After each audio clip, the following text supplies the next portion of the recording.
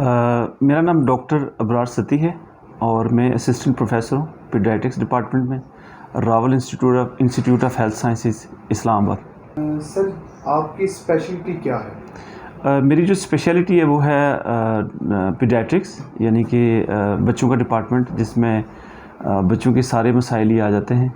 और मेरी जो क्वालिफ़िकेशन है वो FCPS पीडियाट्रिक्स है। सर, आपकी टोटल एजुकेशन पाकिस्तान से क्या अब्रॉड से भी है? मेरी टोटल एजुकेशन पाकिस्तान से है। सर, पाकिस्तान में एजुकेशन हासिल करने के बाद लोग अब्रॉड को प्रेफर करते हैं, आप पाकिस्तान क्यों ठहर गए? इसकी रीज़न ये है कि मैं ये चाहता हूँ कि अपने मुल्क में सर्व किया जाए, क्योंकि हज़रत अली का कौल है कि अपने मुल्क की जो रोज़ी है वो सबसे बेहतर है, सबसे बेहतरीन है बल्कि। तो इसलिए मैं प्रेफर करता हूँ कि अपने मुल्क में अपना निज़ाम होता है, बंदा कंफर्ट लेवल डिफरेंट बहुत मुख्तलिफ होता है, और फिर अपने लोगों को सर्व करके आपको जो फीलिंग्स आती हैं वो उस तरह इंटरनेशनली मेरे हिसाब से, मेरे ख़्याल से उस तरह बंदा कंफर्टेबल फील नहीं करता। जी, हमारी जो कंटिन्यूस मेडिकल एजुकेशन है उसमें डिफरेंट कोर्सेज़ हम पाकिस्तान से भी करते हैं, बाहर से भी करते हैं। तो एजुकेशन के लिए जाना मैं बेहतर समझता हूँ और इंशाल्लाह मेरी प्लानिंग में है कि मैं ज़रूर जाऊँगा। सर, आपने ये शोबा क्यों चूज़ किया? कुछ और भी आप कर सकते थे। मेरे फादर जो थे वो डॉक्टर थे और उन्होंने सारी ज़िंदगी अपना हॉस्पिटल रन किया और अपनी कम्युनिटी को सर्व किया।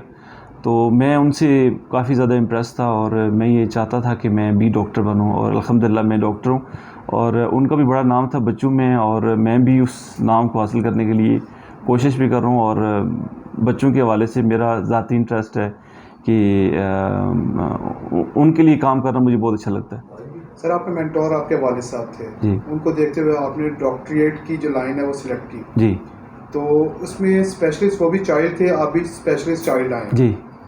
तो यहाँ पर सर आपको क्या मुश्किलात नज़र आ रही हैं बच्चों के हवाले से, बच्चों के डिज़ीज़ के हवाले से? बच्चों की डिज़ीज़ के हवाले से जो मुश्किलात हैं वो ये हैं कि जो पब्लिक लेवल के ऊपर या अवामी सतह के ऊपर अवेयरनेस है उसकी बड़ी सख्त ज़रूरत है। अब तो मैं ये सोच रहा हूँ कि हमारे निसाब में भी चीज़ें ऐसी आनी चाहिए जो बेसिक चीज़ें हैं, ताकि एटलीस्ट स्पेशली ख़वातीन को इस बात से ज़रूर आगाह किया जाए। जैसे कि यूनिसेफ के इस वक्त एक प्रोग्राम चल रहा है जिसमें वो ये कहते हैं कि बच्चों की न्यूट्रिशन जो पहले 1000 दिन है उसमें अगर मेंटेन की जाए, अगर उसकी केयर अच्छी की जाए, एंटीनेटल केयर अच्छी हो, हमल के दौरान बच्चे की निगहदाश्त की जाए, और सेकंड बर्थडे तक यानी 2 साल की उम्र तक अगर उसकी न्यूट्रिशन को मेंटेन रखा जाए तो उससे बच्चे की ज़िंदगी में बहुत तब्दीलियाँ आ जाती हैं। वो बाकी आम बच्चों की निस्बत या इस ग्रुप को अगर नॉर्मल ग्रुप के साथ कंपेयर करें तो 10% वो क्रिटिकल डिजीज़ में नहीं जाते, जो बहुत शदीद ख़तरनाक बीमारियाँ होती हैं उनको नहीं होती।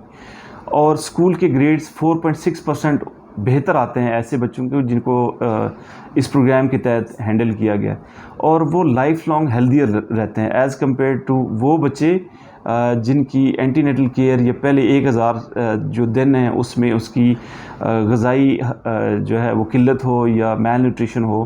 तो इससे ये फ़र्क वाज़े होता है कि हमें ये अवेयरनेस माओं को देनी है, क्योंकि एंटीनेटल जो पीरियड है वो स्टार्ट होता है हमल के पहले दिन से लेके मींस 270 डेज़, 270 दिन बनते हैं हमल के, और फिर पहले साल के 365 दिन और फिर अगले साल के 365 दिन। तो यूँ 1000 दिन की अहमियत बच्चों की ज़िंदगी में बड़ी अहमियत की हामिल है, और वह समझने की ज़रूरत है। सर, आप बिल्कुल ठीक फरमा रहे हैं कि बच्चे से पहले बच्चे की माँ की केयर है, एजुकेशन है, वो अच्छी होनी चाहिए ताकि वो अपनी बेबी की केयर ज़्यादा कर सके। सर, इसका मतलब है कि जो बच्चों के दरमियान क्या कहते हैं एक साल या 2 साल का वक्फा कहा जाता है जी, तो वो इसी वजह से शायद कहा जाता है जी। उसमें माँ की सेहत भी इम्पोर्टेंट है, और फिर उस बच्चे की ग्रोथ, क्योंकि जब बच्चों के दरमियान वक्फा कम होगा तो माँ की कंसंट्रेशन जो है वो डाइवर्ट हो जाएगी, और फिर दोनों छोटे बच्चों को देखना माँ के लिए मुश्किल है। आजकल आपको पता है जिस तरह की फाइनेंशियल हालात चल रहे हैं, तो पेरेंट्स को ज़्यादा काम करना पड़ता है उनकी ब्रेड एंड बटर के लिए। तो बच्चे की पैदाइश के लिए माँ की कंसंट्रेशन बहुत ज़रूरी है, और ये फुल टाइम जॉब है और इसकी पेमेंट भी कोई नहीं है। आप बिल्कुल ठीक है सर।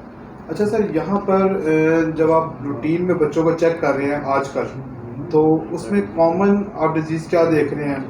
लंग्स का इशू देख रहे हैं या क्या कहते हैं उनको बुखार बार बार हो रहे हैं, क्या चीज़ें हैं जो उनको ज़्यादा तंग कर रही हैं आज? बच्चों में जो आम पाकिस्तान में इस वक्त जो इश्यूज़ जो है वो फेस कर रहे हैं वो मेल न्यूट्रिशन है। तकरीबन 40% के करीब बच्चे जो हैं वो स्टंटेड हैं, सीवियरली मेल नरिश्ड जिन्हें बोलते हैं, और अराउंड 30% के करीब जो बच्चे हैं वो अपनी एज के हिसाब से जो वज़न है वो कम है। इसी तरह पाकिस्तान में अगर देखें तो जो न्यूनेटल और इन्फेंट मोर्टेलिटी रेट है वो भी बाकी मुल्कों की निस्बत या तरक्की याफ्ता मुल्कों की निस्बत ज़्यादा है, और उसकी बुनियादी रीज़न पेरेंट्स अवेयरनेस है कि या तो अवेयरनेस नहीं है या फिर फाइनेंस नहीं है या पॉवर्टी उसकी रीज़न है। फिर हुकूमत का अनस्टेबल होना भी बहुत बड़ी रीज़न बनती है। जब पॉलिटिकल कंडीशन जो है वो अनस्टेबल रहेगी तो माएँ वो स्ट्रेस लेती हैं, इन्वायरमेंटल स्ट्रेस बच्चों में भी शिफ्ट होता है, तो इसलिए ये सारे फैक्टर्स कंट्रीब्यूटिंग हैं। ठीक सर। अच्छा सर, हम देख रहे हैं आजकल ख़वातीन में डायबिटिक इश्यूज बहुत ज़्यादा आ रहे हैं जी, क्या वो बच्चों पे असर कर रहे हैं? पाकिस्तान इस वक्त शुगर के हिसाब से तकरीबन पहला मुल्क बन गया है दुनिया भर में, और बहुत तेज़ी से ये रेशो बढ़ती जा रही है। इसके ऊपर ख़ास तौर पे काम करने की ज़रूरत है। इसमें मर्द और औरत दोनों इन्वॉल्व हैं, और ज़ाहिर है जब ये रेशो अडल्ट में बढ़ेगी तो माँओं में बढ़ेगी तो बच्चों में भी उसके असरात आते हैं। अब वो ख़वातीन जिनको शुगर है लेकिन वो ओवर्ट नहीं है और वो डायग्नोज नहीं है, उनको तब पता चलता है जब वो माँ की शुगर की कॉम्प्लिकेशंस बच्चों में आती हैं। बच्चों का साइज़ बड़ा हो जाता है, उनके दिल के ऊपर असरात आना शुरू हो जाते हैं, उनके डेवलपमेंट के अंदर इश्यूज़ आना शुरू हो जाते हैं। तो गवर्नमेंट ने एक प्रोग्राम स्टार्ट किया है माँओं की शुगर की टेस्टिंग के हवाले से ड्यूरिंग दी प्रेगनेंसी, तो उसके ऊपर अभी काम हो रहा है। और वैसे भी जनरल पब्लिक के लिए मेरा मैसेज ये है कि अगर कोई बंदा 30 साल से ऊपर है तो अपना ब्लड प्रेशर और शुगर नहीं भी है तो रैंडमली ज़रूर चेकअप करवाएं। जब आप चेकअप करवाएंगे, स्क्रीनिंग अच्छी रखेंगे, डिटेक्शन रेट अच्छा होगा, लाइफ मॉडिफिकेशन बेहतर होगी, तो ये जो रेशो इतने जल्दी शुगर की तरफ बढ़ती जा रही है ये हम कम कर सकते हैं। अच्छा सर, हमने आप तो इस वक्त रावलपिंडी में यहाँ पर खिदमात अंजाम दे रहे हैं। हमने 1-2 दिन पहले जो है लाहौर जिना हॉस्पिटल और चिल्ड्रन हॉस्पिटल में एक सर्वे किया था, कुछ डॉक्टर्स के इंटरव्यूज़ किए हैं, तो उन्होंने हमें बताया कि हमारे रोज़ाना 20 में से 3 या 4 पेशेंट जो हैं वो आरडीएस के आ रहे हैं जी। तो आरडीएस पहले तो ये बताइएगा कि ये है क्या और इसकी वजह से क्या क्या इशूज़ आ रहे हैं? बहुत अच्छा क्वेश्चन है आपका। आरडीएस बच्चों की जो नवज़ायदा बच्चे हैं उनकी सांस की तंगी या सांस के मसाइल को कलेक्टिवली बोला जाता है, और उसमें बच्चों को अगर प्रॉपर निगहदाश्त ना की जाए, उनका वज़न जो पैदाइशी वज़न है, कम से कम पाकिस्तान में जो एक बच्चे का पैदाइशी वज़न होना चाहिए वो 2.5 किलोग्राम होना चाहिए, 2.5 से 3.5 किलोग्राम के दरमियान होना चाहिए। अब अगर बच्चों की जो पैदाइशी वज़न है वो 2.5 से कम होगा तो वो चांसेस होंगे कि उनको सांस का मसला हो सकता है। उसके बाद आपको पता है कि जब बच्चे पैदा होते हैं तो उनकी इम्यूनिटी मदर पे डिपेंड करती है। उस इम्यूनिटी को बढ़ाने के लिए सबसे इम्पॉर्टेंट चीज़ ये है कि जो ही बच्चा पैदा हो तो आधे घंटे के अंदर अंदर बच्चे को माँ का दूध पिलाया जाए। लेकिन कुछ वजूहात की वजह से पाकिस्तान में जो ब्रेस्ट फीडिंग की रेशो है वो कम होती जा रही है, जिसकी वजह से जो माँ की इम्यूनिटी है, जो माँ की दूध की ताकत है वो बच्चों में शिफ्ट नहीं हो रही। इस वजह से भी बच्चों में आरडीएस के मामलात जो हैं वो बढ़ते जा रहे हैं। इसके साथ साथ कुछ इन्फेक्शंस हैं वो भी बच्चों में आरडीएस कॉज करती है। तो अगर ये सारे फैक्टर्स हम मजमूई तौर पे देखें तो अराउंड 70% के करीब जो वजूहात बनती हैं वो मैटरनल फैक्टर्स हैं और मेल न्यूट्रिशन है। वो जो मैंने बात पहले की थी ना कि पहले 1000 दिन की जो अहमियत है वो माँओं को सिलेबस में पढ़ाना ज़रूरी है, क्योंकि आप देखते हैं कि हमारे यहाँ जब शादी होती है तो माँओं को, बच्चियों को बड़ी मतलब पूछना उस तरह गवारा नहीं समझा जाता, और शादी के बाद बच्चे की पैदाइश उनके लिए एक और जहाँ खुशी होती है फैमिली के लिए, वहाँ माँ के लिए एक स्ट्रेस भी है। तो अगर माँ को एजुकेट कर दिया जाए कि आपकी शादी होगी है, शादी से पहले ये टेस्ट आपने करवाने होते हैं, जिससे बच्चों में बीमारियों की जो रेशो है, ये शरह है वो कम हो सकती है, तो वो लोगों को कन्विंस करना, जैसे कज़न मैरिजेस में बहुत सारी जेनेटिकल डिजीज़ आ जाती हैं, वो भी रीज़न बनती हैं आरडीएस की।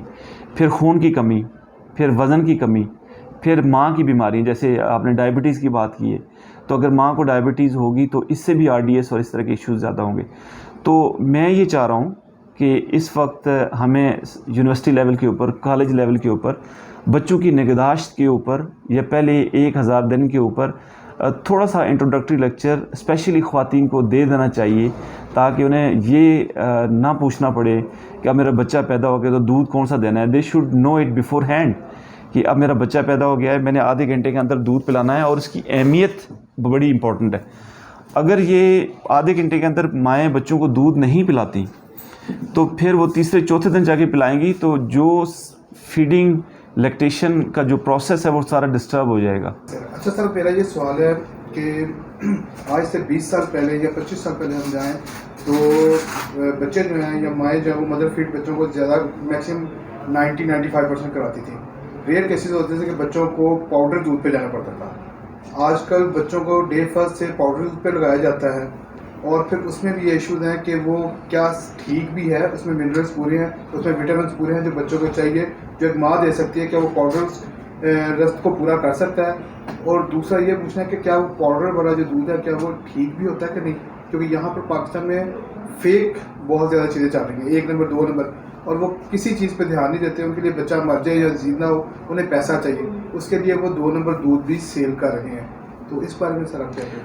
जी, आपका क्वेश्चन बहुत ही शानदार है इस पॉइंट ऑफ व्यू से कि पहला आपका क्वेश्चन ये है कि माँ के मुकाबले में डब्बे का दूध कैसा है। तो डब्बे के दूध के ऊपर मैं सारी माँओं को भी बताता हूँ कि आप उठाएं, हर एक डब्बे के ऊपर लिखा हुआ है कि डब्बे का दूध माँ के दूध का मुतबादिल नहीं है, तो मेरे ख्याल में बात ख़त्म होगी। और जो माँ के दूध की कीमत है 30 ml दूध माँ का, अगर जैसे बाहर के मुल्कों में ब्रेस्ट मिल्क बैंक्स हैं, वहाँ दूध प्रिजर्व किया जाता है माँओं का, और वो बच्चों को दिया जाता है, उनको प्रिस्क्राइब किया जाता है। तो मैं आपको उसकी प्राइस बताऊं तो आप हैरान हो जाएंगे कि 30 ml दूध तकरीबन 40,000 रुपये का है। तो एक डब्बा जो 1500 रुपये का मिलता है, जिसमें आपका हफ़्ता या 2 हफ्ता गुजर जाते हैं, और एक दूध जिसकी सिर्फ 30 ml की क्वांटिटी जो है वो 30,000 to 40,000 के करीब है, तो आप इमेजिन कर सकते हैं कि माँ का दूध डब्बे के दूध के बराबर हरगिज़ भी नहीं हो सकता। दूसरी बात यह कि डब्बे माँ के दूध को अगर निकाल के रूम टेम्परेचर पे छोड़ दिया जाए तो 24 घंटे इसको फ्रिज में रखने की ज़रूरत नहीं है, और वह दूध ख़राब भी नहीं होगा। अब इस फैक्टर को अगर डब्बे के दूध से कंपेयर करें तो डब्बे का दूध अगर बच्चे के लिए बनाएं और वह रह जाए तो घंटे बाद आप दोबारा उसे नहीं पिला सकते, बच्चा सिक हो जाएगा। तीसरी बात यह है कि डब्बे का दूध का कोई कंपैरिजन नहीं है माँ के दूध के साथ। और यहाँ तक कि जो जानवरों का दूध पिलाते हैं, जैसे गाय का दूध, बकरी का दूध, भैंस का दूध, 1 साल से पहले बच्चों को वो दूध पिलाना बच्चों को बीमार करने के मुतरादिफ है। अब काउ मिल्क प्रोटीन एलर्जी एक रिनाउन एंटिटी है जो बच्चों में एलर्जी कॉज करती है, उनमें डायरिया कॉज करती है, उनमें निमोनिया कॉज करती है। तो इसलिए हम माँओं को ये कहते हैं कि टॉप ऑफ द लिस्ट आपने माँ का दूध पिलाना है, और इसके लिए माँ को जब उसका हमल हो 8वें महीने में हम उनको तैयार कर देते हैं, करना चाहिए, या गायनाकोलॉजिस्ट को एडवाइस कर देना चाहिए, या उनको पीडियाट्रिशियन को विज़िट करना चाहिए कि मेरा बच्चा होने वाला है तो मुझे क्या क्या एहतियाती तदाबीर करनी चाहिए। जैसे ब्रेस्ट फीडिंग के मतलब हम बताएंगे, वैक्सीनेशन के मतलब बताएंगे, बच्चे की पैदाइश के ऊपर अपने कपड़े और वो बैग कैसे तैयार करना है वो बताएंगे। फिर कुछ मिथ्स ऐसी हैं जिनका जिक्र करना बहुत ज़रूरी है, क्योंकि पीडियाट्रिशियंस या जो चाइल्ड स्पेशलिस्ट हैं जो कि इस सब्जेक्ट के माहिर कहलाते हैं, उनकी और दादी अम्मा और नानी अम्मा के दरमियान बहुत कन्फ्लिक्ट है, एजुकेशनल गैप है, कम्युनिकेशन गैप है। माएँ दादियाँ, जैसे देखें कोई भी दादी है उसने अपने बच्चे को कम से कम 20 साल पहले देखा होगा, तो 20 साल में देखें आप 20 साल बाद उसका पोता पैदा होता है तो कितना एजुकेशन गैप आ जाता है, तो चीज़ें कितनी चेंज हो जाती हैं साल के अंदर, तो 20 सालों में तो कितनी चेंज हो चुकी होंगी। तो बच्चों पे वो ओल्ड प्रैक्टिसेस लागू करना या घरेलू टोटके इस्तेमाल करना बच्चे के लिए ख़तरनाक साबित होता भी है, और अक्सर हम देखते हैं कि हम ये उनकी कॉम्प्लिकेशंस भी हैंडल करते हैं। Thank you sir. अच्छा सर, मुझे बताइएगा कि एक कॉमन फैक्टर बहुत ज़्यादा हो गया है कि माँ बाप अपनी जान छुड़ाने के लिए, बच्चे को वक्त ना देने के लिए उसके हाथ में अपना मोबाइल दे देते हैं। बड़ा अच्छा सवाल है आपका। जब हम कहते हैं ना कि फैमिली प्लानिंग को आप लाजमी प्रैक्टिस करें, तो उसकी एक रीज़न ये बनती है कि माओं को हम ओवरलोड नहीं करना चाहते, फाइनेंशियली भी, कंसंट्रेशन वाइज भी, टाइम वाइज भी। क्योंकि टाइम अब इतनी इसमें कमी आ गई है वक्त में कि हर बंदा शॉर्टकट के चक्कर में है। तो आपकी बात बिल्कुल सही है कि माएँ अपने बच्चों को चुप करवाने के लिए या उनको बिज़ी रखने के लिए मोबाइल देना शुरू कर देती हैं। हम इसको अपनी मेडिकल की लैंग्वेज में स्क्रीन टाइम कहते हैं। तो स्क्रीन टाइम की जो पाकिस्तान पीडियाट्रिक एसोसिएशन या इंटरनेशनल पीडियाट्रिक एसोसिएशन की जो रिकमेंडेशंस हैं वो ये हैं कि 3 साल से कम बच्चे को आप स्क्रीन टाइम उसका ज़ीरो होना चाहिए। स्क्रीन टाइम से क्या मुराद है? मोबाइल, टीवी, लैपटॉप या कोई भी चीज़ ऐसी जो स्क्रीन से कनेक्टेड है, तो 3 साल से कम बच्चे को रिकमेंडेड नहीं है।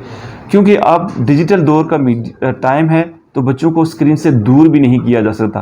तो 3 साल तक बिल्कुल ज़ीरो टॉलरेंस है, 1 मिनट भी नहीं देंगे आप। 3 साल के बाद आप उनको दे सकते हैं, लेकिन 3 से 5 साल के दरमियान आप उनको 1 घंटा रोज़ाना दिन में 1 दफ़ा दे सकते हैं। इससे ज़्यादा देंगे तो उनकी जो कॉग्निटिव डेवलपमेंट है, उनकी जो लैंग्वेज डेवलपमेंट है, वो मुतासर हो सकती है। और बहुत सारे बच्चे हम देख रहे हैं वो ऑटिज़म के साथ आ रहे हैं, और autism is a new emerging disease. It is not new, rather मतलब इसका इंसिडेंस पाकिस्तान में बढ़ता जा रहा है। तो ये ऐसी दिमागी बीमारी है जिसमें बच्चा जो है सोशलाइज नहीं होता, उसकी जो ज़ुबान है या लैंग्वेज है वो डेवलप नहीं होती, बच्चे की कंसंट्रेशन मुतासर होती है, और उसकी जो सोशल लाइफ है वो मुतासर होती है, उसकी जो लर्निंग एबिलिटीज़ हैं वो मुतासर होती हैं। तो और ये बच्चे को फिर मल्टी डिसिप्लिन मतलब बहुत सारे डॉक्टर्स की ज़रूरत पड़ती है उसको इलाज करने के लिए। तो स्क्रीन टाइम के ऊपर मेरा कंक्लूसिव मैसेज ये है कि इसको आप जो टेक्स्ट के तौर पे यूज़ करते हैं बच्चों को बिज़ी रखने के लिए, बच्चों पे बहुत ज़्यादा इसके गलत असरात आ रहे हैं उनके दिमाग के ऊपर, उनके डेवलपमेंट के ऊपर, उनकी लैंग्वेज डेवलपमेंट के ऊपर, उनकी हेयरिंग के ऊपर, उनके विजन के ऊपर। तो माओं से दरख्वास्त है कि 3 साल से पहले इसको हरगिज़ प्रैक्टिस ना करें। सर आप इस हवाले से बात और करूँगा कि बच्चों में टीबी के डिजीज़ आ रहे हैं। हालांकि बाद दफ़ा ये होता है कि उनके वालिद सिगरेट नोशी नहीं करते, लेकिन कोई ना कोई इशू ऐसा आ रहा है कि उनमें हेल्थ इशूज़ के कि वो टीबी की तरफ जा रहे हैं। इसके बारे में आप क्या कहें? जब आपने शुगर की बात की तो पाकिस्तान में जो सेकंड चैलेंज है वो बढ़ती हुई टीबी है। और जब किसी बड़े को टीबी होती है और वो अगर कमरे में खांसता है एक दफ़ा, तो उसके जो फेफड़े से जरासीम निकलते हैं टीबी के, वो तकरीबन 24 घंटे तक उस रूम में रहते हैं, मोहल्लिक रहते हैं, सस्पेंडेड रहते हैं। तो उस कमरे में जितने भी लोग आएंगे, सांस लेंगे, वो उस टीबी के जरासीम से मुतासर होंगे, और एक जो मरीज़ है वो कई सारे मरीज़ों को मुतासर करता है। इसी तरह बच्चे भी हमारी कम्युनिटी का हिस्सा हैं। तो अगर घर में किसी को टीबी है तो वहाँ बड़े छोटे सारे इस ख़तरे को महसूस कर सकते हैं या उस ख़तरे में हैं कि उनको सबको टीबी हो सकती है। तो इसीलिए टीबी एक इन्फेक्शियस डिज़ीज़ है, एक से दूसरे को लगने वाली बीमारी है। अगर किसी को 3 हफ्ते से ज़्यादा खांसी है तो जो मौजूदा 2023 की रिकमेंडेशन है उसके मुताबिक आप उस मरीज़ को जल्दी से टीबी का टेस्ट करवाएं, ताकि बाकी लोग जो नॉर्मल ज़िंदगी गुजार रहे हैं वो बच सकें। सर अब एक क्वेश्चन ये भी है कि जब बच्चा पैदा होता है उसके बाद वो 1.25 साल तक होता है, तो उस दौरान कुछ हिफाजती इंजेक्शन लगाए जाते हैं, जिसमें गवर्नमेंट ऑफ पाकिस्तान ने तकरीबन 2 साल से हेपेटाइटिस की जो मेडिकेशन है वो इजाफा किया। वो सी के लिए किया है कि बी के लिए किया है, ये आप हमें कुछ गाइड कर सकते हैं? बच्चों की जो वैक्सीनेशन है, बड़ा इंपॉर्टेंट टॉपिक आपने छेड़ा है। सबसे इम्पॉर्टेंट चीज़ ये है कि हमारे पास अक्सर पेशेंट आते हैं, काफ़ी सारे तो ख़ुद लगवाते हैं, वो समझते हैं कि हमें हिफाजती टीके लगाने चाहिए।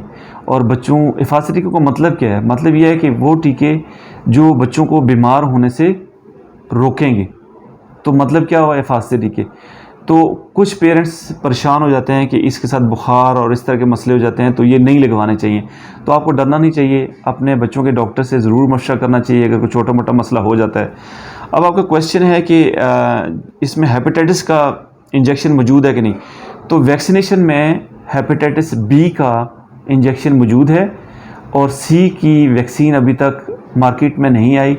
आई होप सो कि वो आ जाएगी, तो वो भी ऐड होना शुरू हो जाएगी। सबसे पहले बात तो ये है कि पाकिस्तान में रह के अपनी कम्युनिटी की खिदमत करना ये बहुत बड़ी बात है।